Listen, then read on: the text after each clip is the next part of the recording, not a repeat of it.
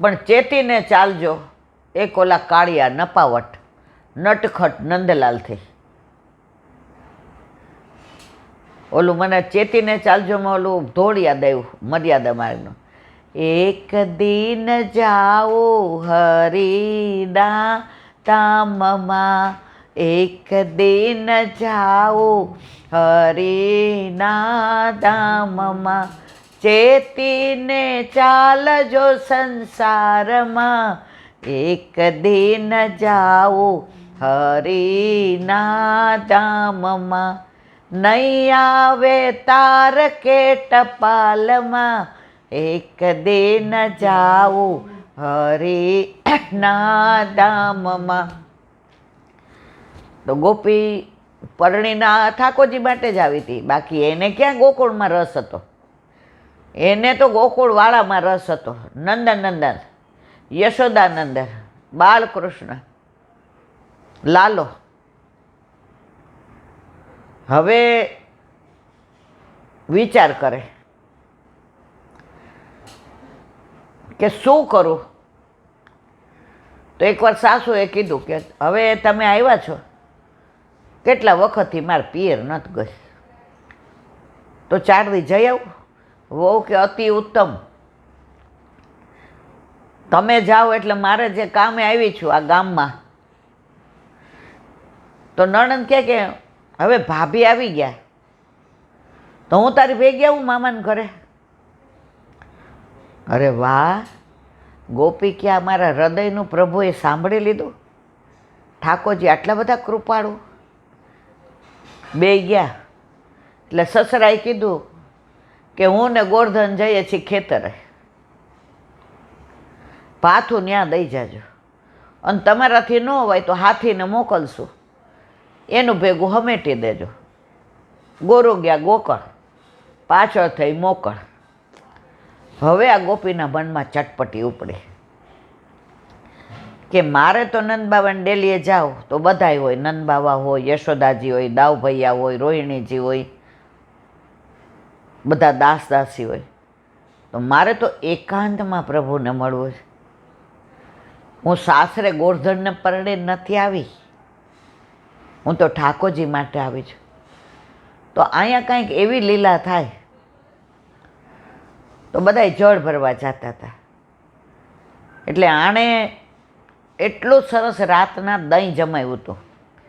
કેવી રીતના? દૂધ ઉકાળ્યું બરાબર, એ અંદર મિશ્રી પધરાવી, અને મીઠું દહીં.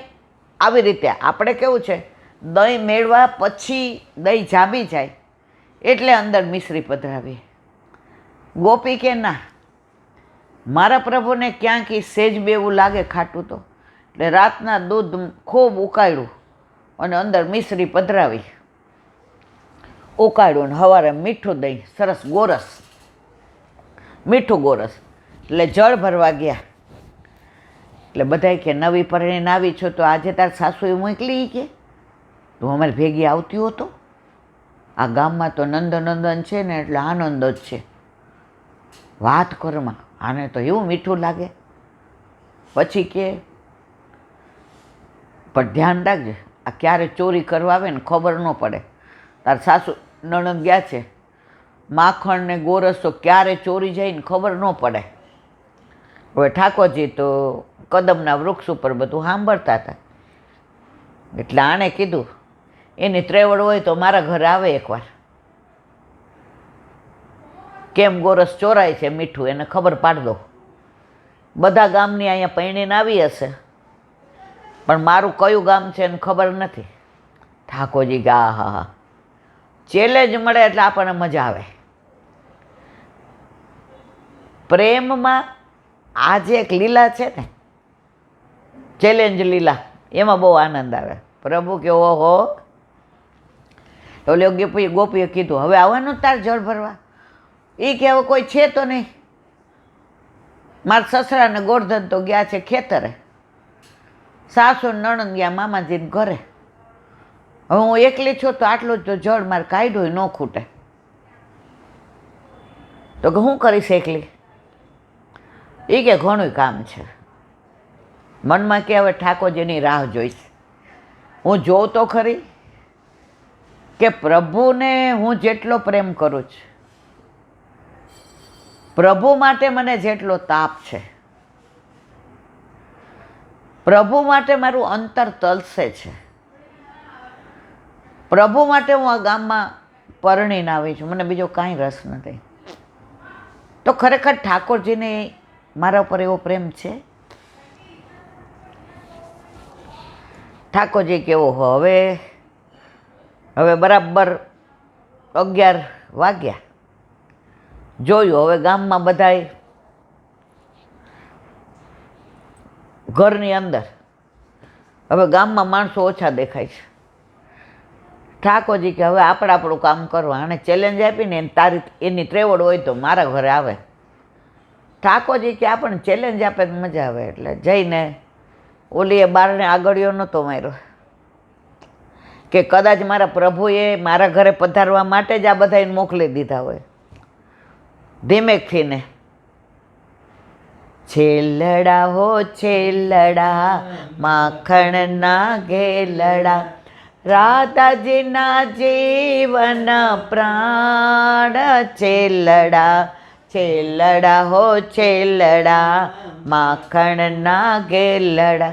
હવે કે છે હળવેથી આવજો સાંકળ ખખડાવજો જોજો ના થાય જાણ છેલડા છેલડા હો છેલડા માખણના ઘેલડા રાધાજીના જીવન પ્રાણ છેલડા.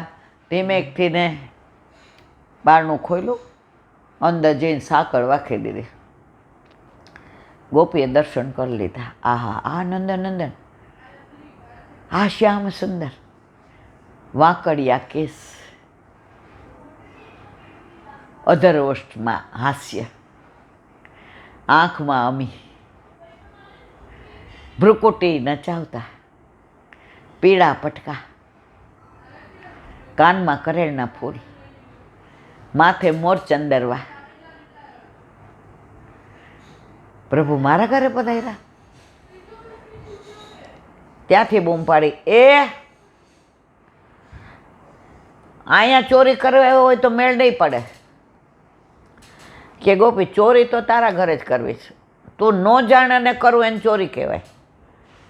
એ કે આજે તારી ત્રેવડ હોય તો ગોતી કાઢજો. ગોરસ મેં હંતાયેલું છે,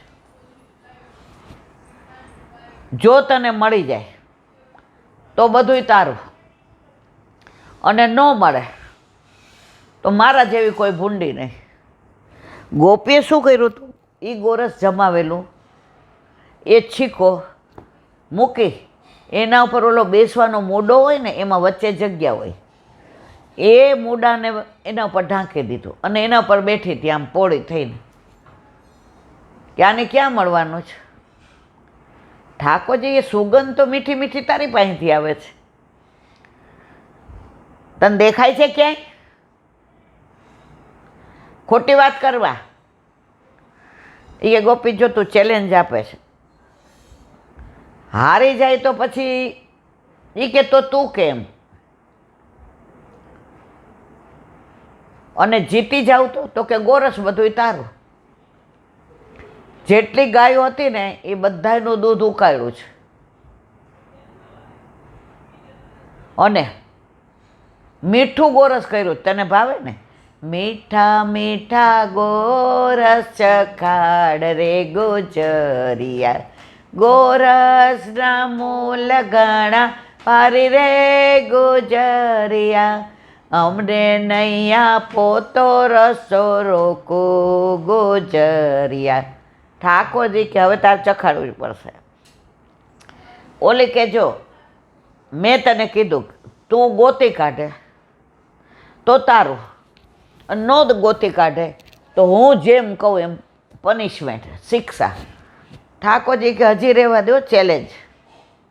ગોપી તું નવી છો, તું હમણાં પરણીને આવી છો, આ બધીને પૂછી જો. મારે કોઈને પૂછવું નથી. ગોપીને એમ કરીને રોકવાતા, જવા નહોતા દેવા.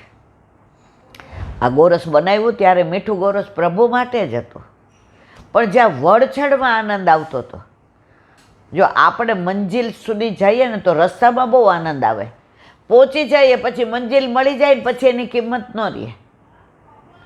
અમારી ભેગી કોલેજમાં એક છોકરી ભણતી હતી આપણા ભેગી, તમે ઓળખો, નામ ન દેવાય. હવે એને એક છોકરો એટલો બધો ગમે, એટલો બધો ગમે, અને એની સગાઈ તૂટી ગઈ હતી. હવે ઓલો છોકરોને ખબર નહીં કે આ એને પ્રેમ કરે છે.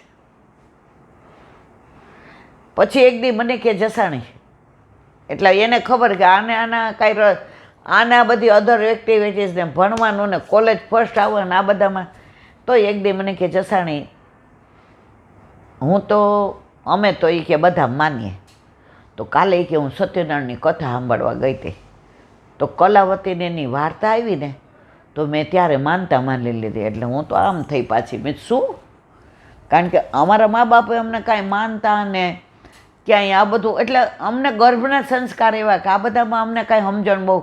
મેં શું એ કે મેં કીધું કે આ છોકરામાં લગ્ન થાય તો 108 સત્યનારાયણની કથા કરાવો. મેં હે શું?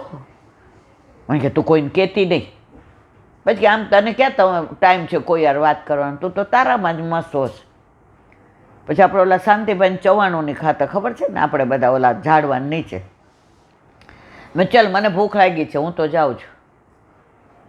હવે બાને ખબર પડે તો ખીચાય, બારો ખાસ. મને કે હાલ આજ તો હું ખવડાવું. મેં તું 108 સત્યનારાયણ એ કહે તો સાસરે જઈને કરવા દે ને, મને કે. અને ખરેખર એના થઈ ગયા અને આપણે પૂછ્યું નથી ને પછી મને મળી નથી, છોકરો એને મળી ગયો. પણ એક વાક્ય એણે કીધું, એકવાર શાક માર્કેટમાં ઓલું અથાણા કરવાના હતા ને, એટલે બા કહેલા આપણે મોટી માર્કેટમાંથી ને બધી કેરી લઈ આવી અથાણાની. એટલે ત્યાં પછી મજૂરીઓ હોય ને, એ રિક્ષા ગાડી ત્યાં જતી નહોતી, એટલે રિક્ષા મુકાવાની. એટલે આપણે તો વસારી, તમે તો બધા 4-6 ભાઈ બહેન હતા, 7મી હું આવી, અને બા બાપુજી ને ડ્રાઈવર ને માસી ને બધા કામવાળા. એટલે કેટલી કેરી. મેં કીધું આ શું કરશે અથાણા આના? હવે મેં તો મારી બાને કોઈ દી અથાણા કરતા નહોતી જોઈ, કારણ મને ભણવા સિવાય છે એમાં રસ નહોતો. એ મળી, એટલે એ આપણી યાર કોલેજમાં છોકરો હતો એ હતો, એટલે એ કેરી લેવા. મેં કીધું વાહ કેવું પડે.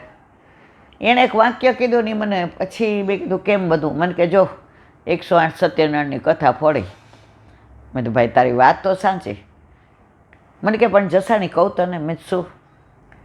એ કે મેળવવામાં જે મને આમ એક તમન્ના હતી, એક ઉત્સાહ હતો, એક આનંદ હતો, એક ઉમંગ હતો, મળી જાય ને પછી એમ થાય ઓહો. એટલે તમને મંજિલ મળી જાય ને પછી એની કિંમત ના સમજાય.